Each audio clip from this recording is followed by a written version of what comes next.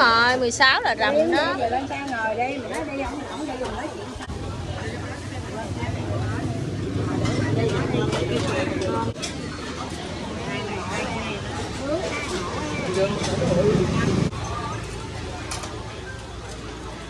Bò này biết ngoại sao ngoại người ông bận Việt Nam không có cái bò Dạ.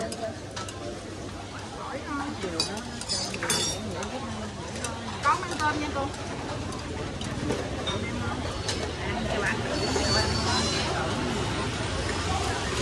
Làm cho mình cầm hai tay.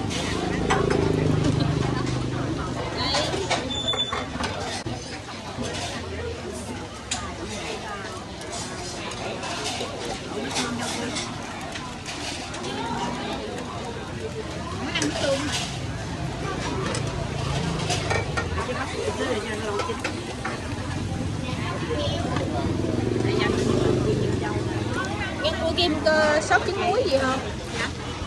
Còn nó không văng đâu, nó văng cái tay con này đó. Rồi.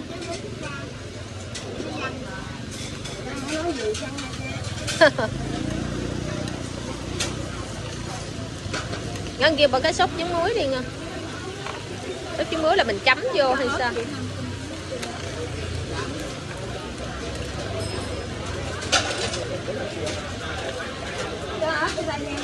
Có sốt trứng muối không?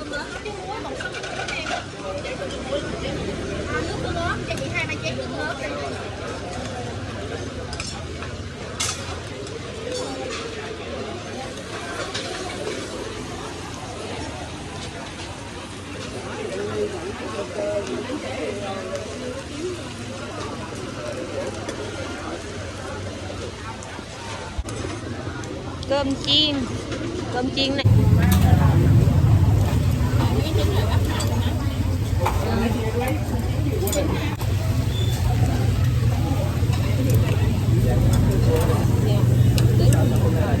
Nè mẹ lấy cái dĩa đó đựng cái bò ra đi, đúng rồi.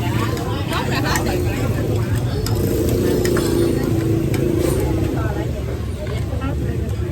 Để trên đây để xốp bò ra má.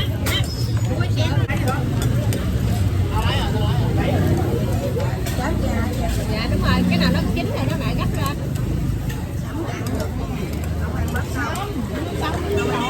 Từ từ. Cái này chấm chao hơn không?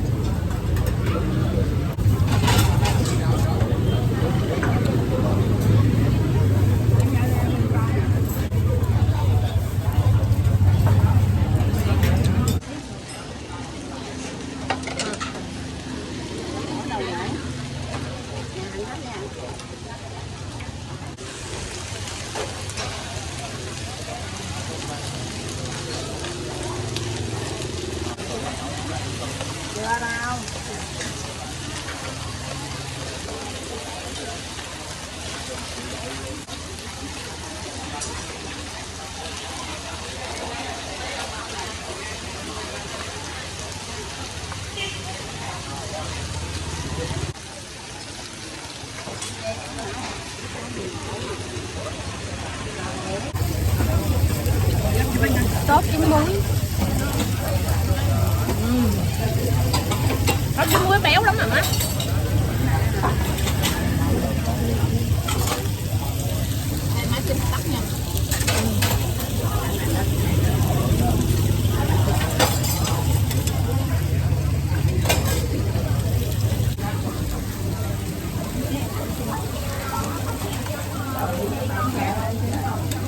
Chở nó đi nè.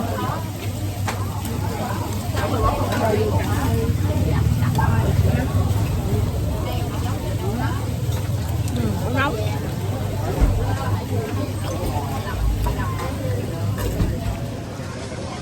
Đây là vi cá hồi chiên nước mắm. Bạn 2 người thôi nha Quy, 2 người thôi.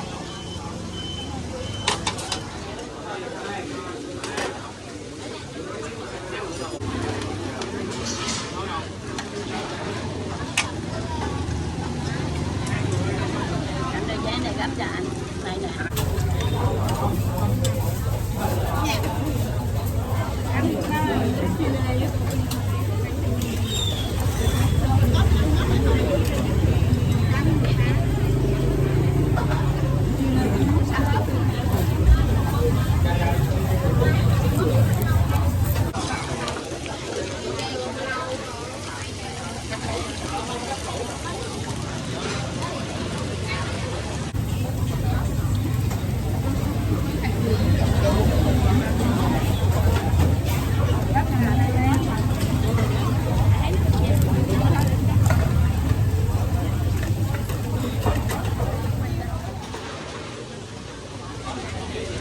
Có đồ gắt không?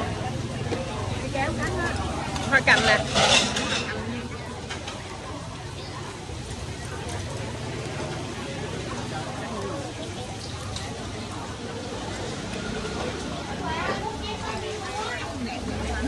Để cắt nhỏ nhỏ cho dễ ăn.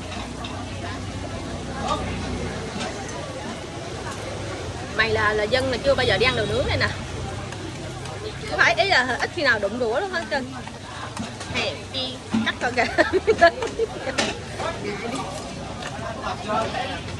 Dạ.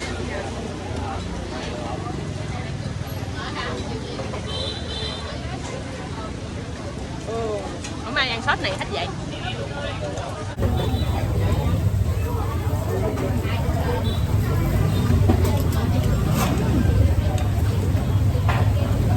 Bò mềm ngon quá nha. Về. Nó có đồ rồi. Con mẹ ăn lắm, bưng ra ăn hết á. Cái chưa tới giờ đó này đâu có thịt. Có chứ. Cái gì thì phải. Chị ăn vậy cái lá xối thì đói lắm. Đúng rồi, giờ ăn đi. Ăn rồi cho hết, để này lên đây cho nó nấm ăn. Hai rồi.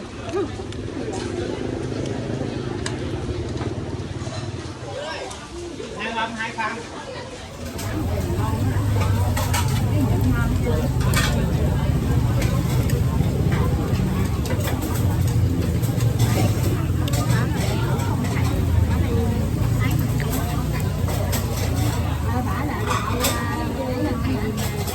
Đây, cái gì đây? Ồ.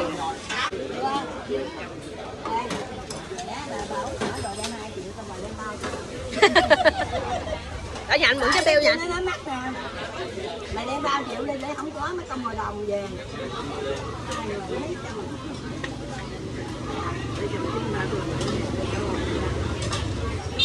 Đồ ăn đúng như chi.